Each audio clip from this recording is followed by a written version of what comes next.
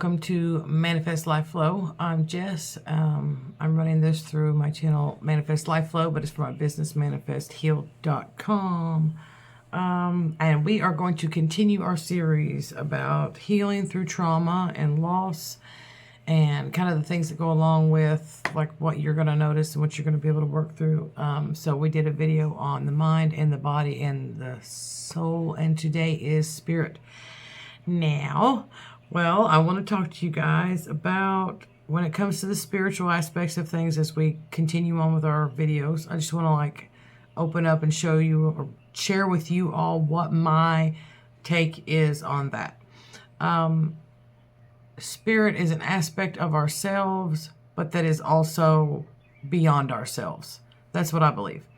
Our mind, body, and soul are the tools in which we use to interpret the things going on around us, physically, mentally, emotionally, and then, soul level even takes the emotions further and deeper. Spirit to me is a point at which we can access higher knowledge, or depending on your belief system, you can access your creator, source, but spirit connects all. So you are not a bird, but you can empathize with birds. You can notice a bird. You can see a bird. You can even receive, quote unquote, a message from the presence of a bird, if it be a certain type, a certain color. We've all done it. We've seen a bird and been like, oh, that reminds me of a person or a situation or something. So, and these are just signs. These are just things in our daily life that we see. But spirit speaks to us in many different ways, but many of them are outside of us. And when we can learn to listen to intuition and access our self in a healed way, when our energetic points are aligned, whether you are a believer in chakras or just energetic points, there's science, there's all kinds of things you can use as tools to understand your version of how you understand it. But when your body's in alignment, when your emotions are being regulated healthfully, when your mind and body are in sync, all these things, we can become better at hearing, listening, and interpreting things from spirit. So from now on the channel, I just wanted to get that out and let you know that when I'm talking about spirit, I'm talking about an aspect of ourselves that we can perceive, see, hear, depending on how you want to take that, and interact with, but is ultimately part of everything and everyone. Anything that is created has come from this, and anything that exists has to exist. Nothing that doesn't exist exists. It's just the fundamental principle. There's nothing new under the sun. So speaking of fundamental principles, today's lesson is going to deal with just some nuts and bolts of this process of understanding spirit, because today we're going to get into the 12 universal laws and understanding how to use them. After my study and after a lifetime of being exposed to many, many different things, especially with religion and belief systems and dogmas and stuff, I absolutely believe that the 12 universal laws go hand in hand with just about any other religion's version of a law system. It's pretty much, whether it's the Torah or it's Buddhist or it's Hindu. I'm not putting all of these things in one box. I'm just saying these 12 universal laws, they're you can just change the wording and it's this or that, but it's the same thing. They're just the same because it works and because they're true, and the truth will always prevail. So when we want to talk about the spirit and how the universe is going to try to communicate to you or reach you when you are going through trauma and loss,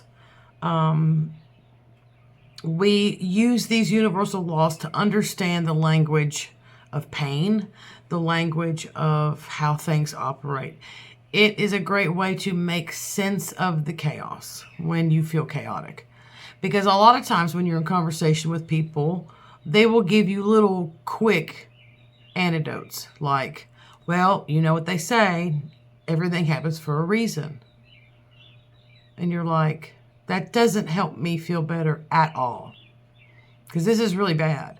What I went through was really bad, and you're trying to tell me that this happened for a reason, and I'm supposed to know what that, we start going, in our minds. But when you understand the law of attraction, when you understand the law of cause and effect, when you understand the law of karma, or perpetual transmutation of energy, energy is constantly evolving, it's constantly fluctuating and moving.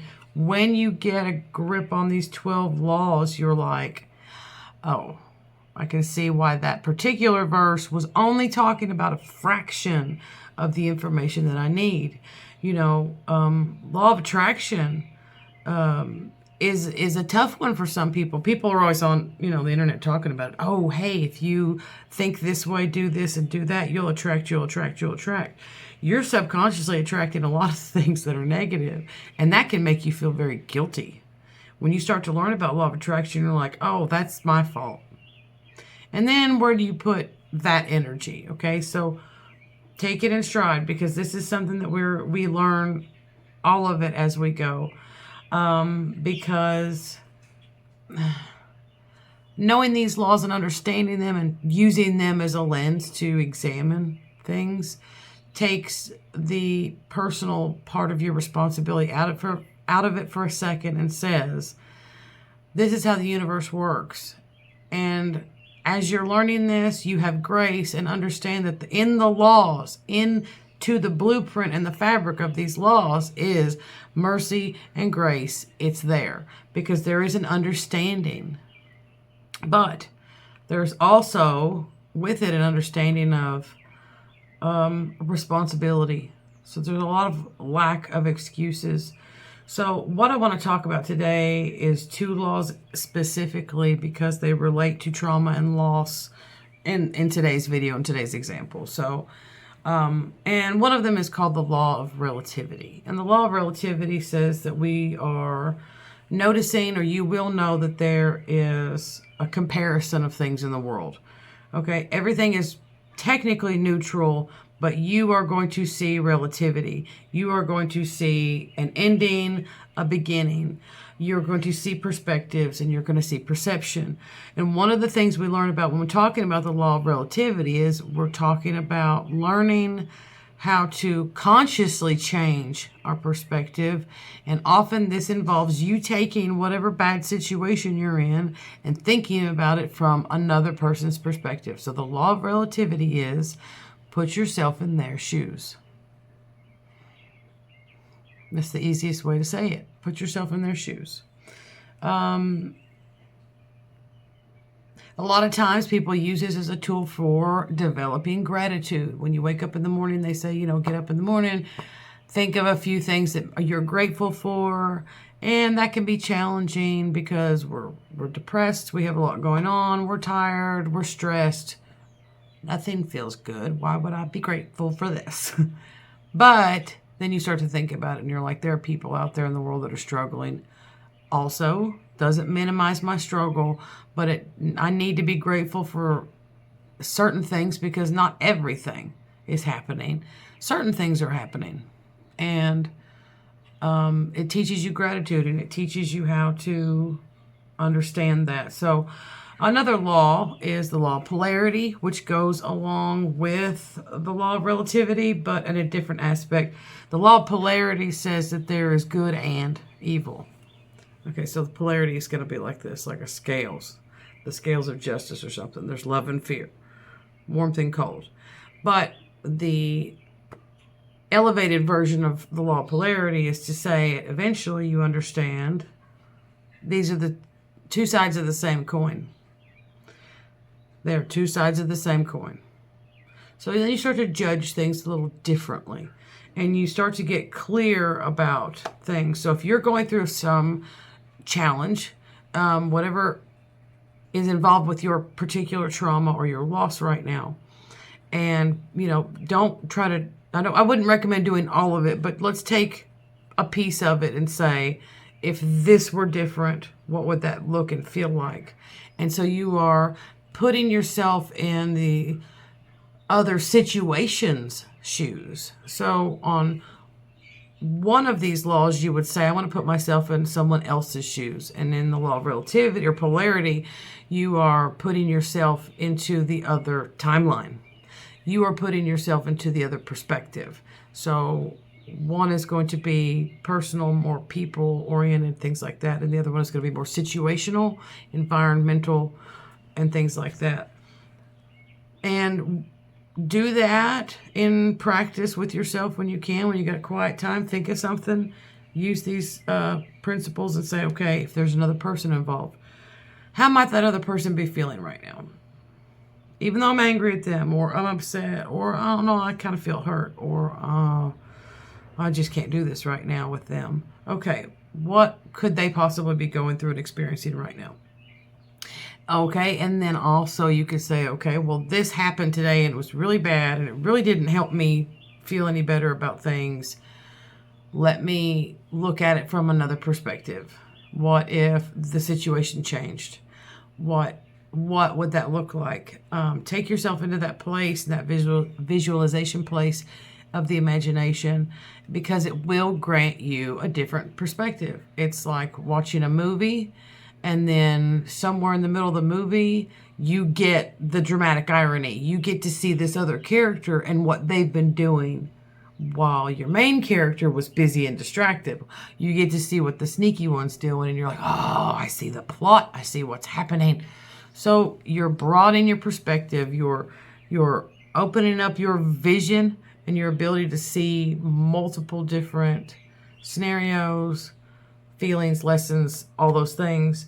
So the 12 laws of the universe really can help you to dissect things into manageable bite-sized pieces. We're not trying to eat the entire elephant in one day. We are not trying to handle all of our trauma in one moment, because it will be so destructive, so unhealthy for us. So, when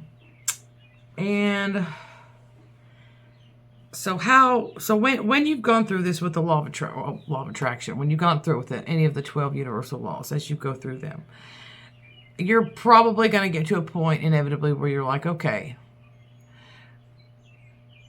if you believe in God, if you believe in source, if you believe in creator, whatever your label for that is, you're going to go, why did you do this?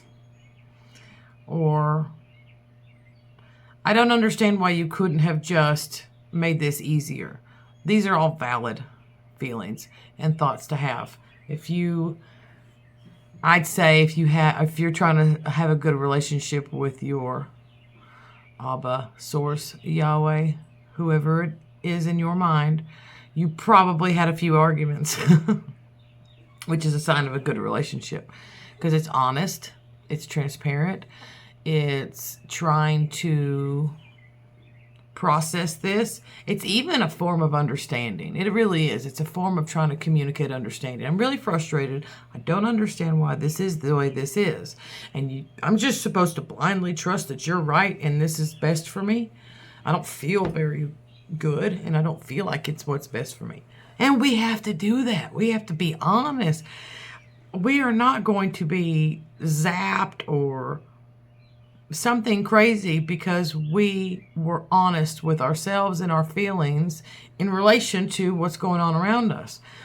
And when we're fostering a deep spiritual connection with our understanding of Creator Source God, then our goal is to absolutely deepen that connection more and more and more, because the more we do that, the more perspective we get. But more than that, the more we understand why things are the way they are. And we can have so much empathy and so much grace for other people, even if they don't agree with us, because we can see the bigger picture. We can see, if you want to get into it, the 12 laws of the universe. Number 1 is the law of divine oneness. It's the law of divine oneness. We are all connected. We are all connected. And when I tell my story, you hear it and interpret it through your own eyes and ears and functions. But the only reason you can relate to it is because you are also a version of me, a version of you. We are all mirroring each other. When you accidentally bump into somebody that says exactly the thing you needed to hear that day, it wasn't an accident. There are no coincidences. We have the law of divine oneness working with us, which means your creator source, you, your neighbor, your animals, your cat, your tree, everything has a connection. There is a network running through everything and everyone, and it is what holds this world together. It is what makes it so that when we all start doing this work right here, shadow work, healing, self-work, honesty, breaking generational curses, trying to dispel with negative thoughts and emotions. So when we do that, and more people do it, and more people do it, we are literally raising the consciousness and elevating the frequency of this world, which is exactly what scriptures teach us. Scriptures don't teach us to isolate. Scripture doesn't teach you to, well, at least not isolate forever. You do your shadow work alone sometimes, and sometimes you have someone you can discuss it with, but at the end of the day, you're alone, but at the end of the day, you are everything, and you are everyone. We are all connected. So when you get through these laws, when you really sit down and chew them up and digest them and think about them, you see it. You see that you are a special and precisely made individual with characteristics and quirks and thoughts and dreams and visions that no one else has. But also simultaneously, you are part of all of us in the collective. And your individual voice, your individual gifts, and your individual story is what you need to bring to the table for the rest of us, because we start gaining perspective. We start seeing it from your perspective. We can get in your shoes. And you can get in mine. And so the spiritual work is where we take everything we're doing, mind, body, soul, here. And spirit is where it gets incorporated outside of ourselves, into the world, into the others, into the collective oneness, into the all of us. Because your story is my story, and my story is your story on some level and in some way. Which is why the story of Yeshua on the cross and everything resonates with so many people, regardless of their belief system, because of how the things went down, how it transpired, the woundings, the beatings, the mocking. We have the 5 core soul wounds happening right there in that story. And it relates to every single one of us. And so we can see ourselves, pardon me, we can see ourselves in the story and glean a lot from that, because it's not selfish or wrong to compare yourself to someone else in that manner, because what you're doing is you're seeing the sameness. You're seeing the sameness. And that opens you up to understand it on a deeper level and accept it, because your ego has to have something to lock into and feel empathy and start moving up the emotional chain into understanding and things like that for communication. And your mind has to get into it by remembering, oh, I went through something like that, and I totally know where they're coming from. And so you relate that way. Your memories are coming up. Your thoughts, your belief system, the things you believe down to your core, your values link up with that story too. And then there's the soul. And that's the part of you that when you hear the stories really pull out the emotions. They get deeper.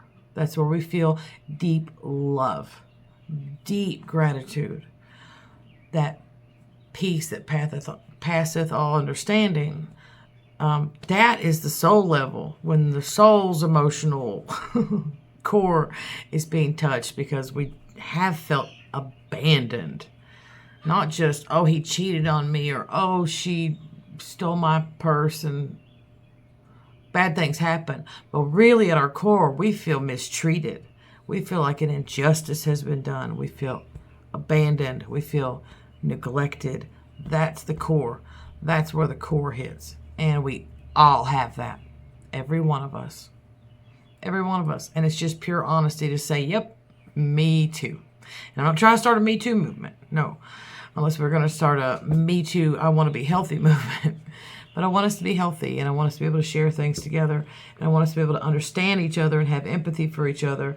But staying in a victim mindset won't allow that, because the victim mindset says, I'm a perpetual victim. And so the law of attraction links up with that victimhood mentality and says, okay, I'll prove it every day. You will see evidence that you're a victim. So taking in these laws, all of them, not just one, not just your favorite, not just the convenient ones, taking in all of them, getting the perspective, seeing it from another person's angle, seeing it from another situation's angle, prevents you from being able to stay in victim mentality for an overlong extended stay, okay? Victim mentality is something we go through and we process, but we're talking about a vacation time. We ain't talking about moving in and getting a pet together. Victim mentality has got to go, because it's actually so destructive, and it prevents that person from being able to truly empathize with anybody, because their egoic victim status says, you're the victim. No one else can be. You're the ultimate victim. You're the best at being the worst. And we can't do that. It does no good. It absolutely destroys families and communities. So don't stay in that victim mentality. I also want to encourage you now, if you want to start a ritual for yourself, something that you can do every day to connect with spirit by yourself. And that could be always getting up early before everybody else. If you're really tired and you have insomnia like me, I'm with you. I ain't up doing that because I just can't. And I'm a night owl. And so whether it's staying up really late or getting up really early, find some time where you can be alone. If you want to get your favorite tea, light a candle, do that journaling, meditate, pray, watch the birds as the sun comes up. Any sort of ritual thing you want to do, and it doesn't have to be big and elaborate. We don't need to have written prayer memorized or anything. No, just spend time in peace, doing something that gives you comfort. And it doesn't have to be an hour. It can be 5 minutes. It can be 10 minutes. It can be 15 minutes. Doesn't matter. There's no pressure here. This is just about you setting a ritual time, ritual space, ritual thing for you to do for yourself, because it is often in those moments when we are consistently doing that eventually in those moments, we are met there by the all. We are met there by source. God can show up because it's you. They know. He knows. You've set aside this time, however you want to call them. I'm not trying to offend anybody. It's really hard to navigate YouTube and not offend people. Doesn't matter. I don't care what name, what nomenclature you want to use. Your joie de vie, whatever. Just set aside a time and get connected on a deep level to everything around you, the earth, the sun, the moon, the birds flying overhead. Just be present here in this world and allow the intuition to come, allow the visions to come, the dreams to come, allow the thoughts to come, allow the feelings to come, and just be you. No strings attached. Okay? And I want one more thing real quick before we go. I know I mentioned it in my other video. Sorry, that's loud. I have my magnetic bead bracelets. The magnets hold the two bracelet pieces together, kind of like friendship bracelets. Look. I have a different variety of styles. These are lava rock. They're excellent for detoxing and purifying your space, your body, and getting rid of bad energy, getting rid of negativity. They help with depression and anxiety. They are a fidget. I love them. I play with them all the time. You can sit and spin the beads, whatever you want to do. They're at manifestheal.com. And one more item in case you guys are interested. It's not a big deal if you're not. I just want to let you know about it. These are orgone devices.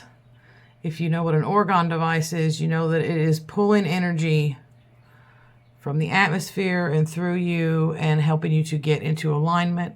And these orgone devices that I have are made to represent the chakras. So the stones are colors.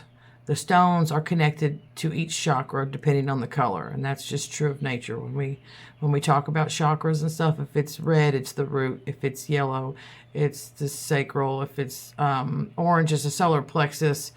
If it's green, it's your heart. If it's light blue, it's your throat chakra. If it's darker blue, it is your third eye. And if it is purple, it is your crown chakra. And getting these in alignment helps you with processing yourself. The body traps emotions. The body traps trauma and pain. So if you, we will do this. We will do a video. I will try to do a video series on it. You can do different breathing techniques for each chakra. When you do this, you can kind of see, that one's blocked. That one right there. You might figure out, oh, this is why I have stomach pain. It could be your solar plexus. It could be your root chakra. This is why. So issues and ailments in the body are usually in alignment with whichever chakra. So severe headaches, what's your third eye doing? How's your crown? Always having thyroid problems, throat issues, sore throat, strep, all those things. One of those. What's going on with your throat chakra? Is it blocked? Were you silenced? Did people tell you you shouldn't talk about your truth? See, I'm up here on these videos healing my throat chakra with you all watching. Because speaking my truth was not okay.